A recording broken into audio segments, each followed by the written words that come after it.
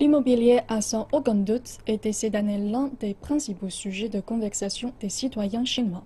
Dans le cadre de notre série consacrée aux grands événements qui ont marqué la Chine en 2016, revenons sur la frénésie immobilière qui a touché les grandes villes de Chine. 134%.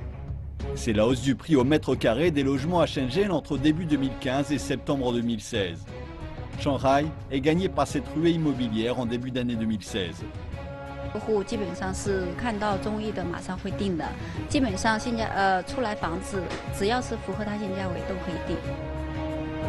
Beijing est contaminé après le Nouvel An chinois, puis le reste du pays suit.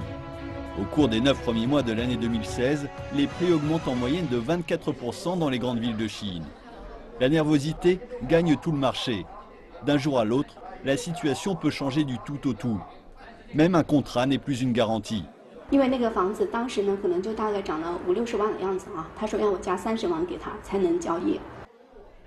Le taux de divorce bondit, les couples se séparant pour éviter de payer des taxes immobilières avant de se remarier. Et des agences immobilières sont accusées d'octroyer des facilités de paiement illégales aux acquéreurs non solvables. Née de la politique de relance de septembre 2014, la ruée vers l'immobilier prend une ampleur inquiétante. À tel point qu'en mars 2016, les autorités de Shanghai et de Shenzhen adoptent des mesures destinées à la juguler.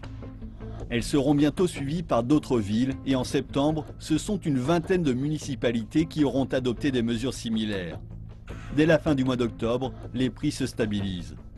Mi-décembre, les autorités centrales annoncent la poursuite de l'assainissement du marché immobilier.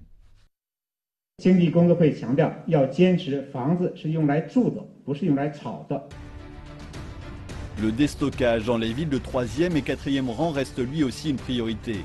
Car déjà en 2013, les logements invendus se trouvaient à 70% dans ces villes.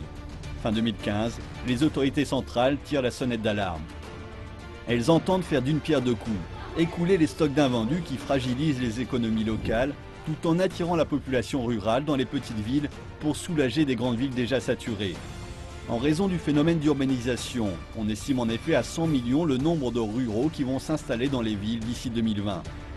Les gouvernements locaux multiplient alors les facilités d'achat. Réduction de l'apport obligatoire, assouplissement des critères d'emprunt ou attribution de subventions. Pourtant, jusqu'ici, les ventes de logements restent mitigées. Les petits centres urbains continuent de pâtir de leur manque d'attractivité par rapport aux mégalopoles. En fin de compte, le logement n'est pas le seul critère au choix d'un lieu où faire sa vie.